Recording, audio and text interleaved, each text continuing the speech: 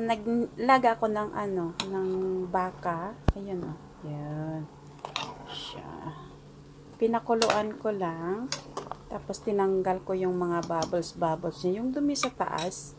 Kaya, iyan, malinis na siya. Lalagyan ko na siya ng sibuyas. Ayan. Kasi pag hindi mo siya tinanggal, ang dumi.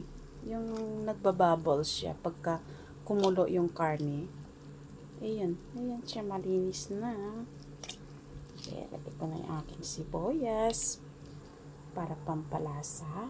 Tapos, lagyan ko siya ng cinnamon, pampatanggal din ng amoy.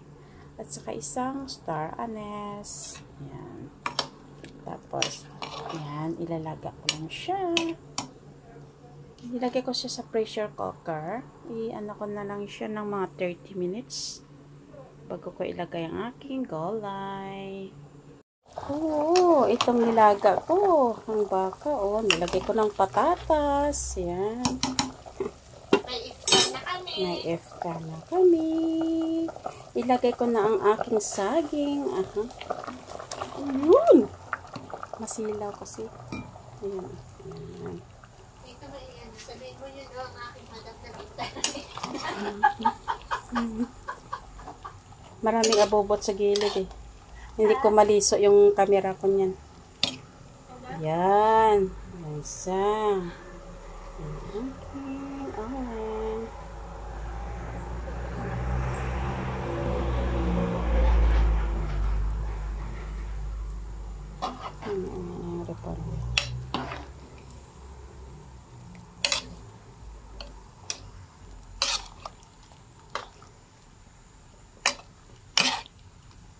Sabi ko, pagka mamaya, bibili ako doon ng maggulay kay Sariwa. Lato na siya. Ayan, lato na ang aking beans. Lagay ko na rin ang aking repolyo. Kahit gulay man lang, marami. Yehey! May madadala akong pauwi. Ayan, kung may madadala ka.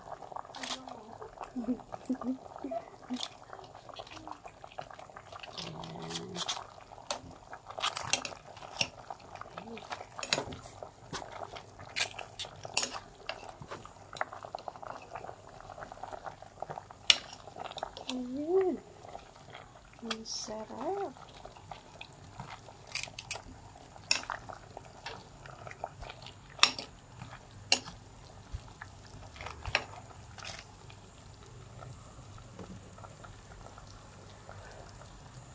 Dapat maglakad na tayo doon.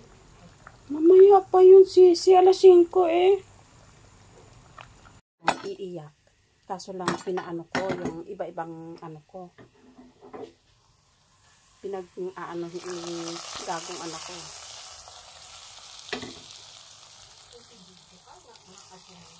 Okay lang yun.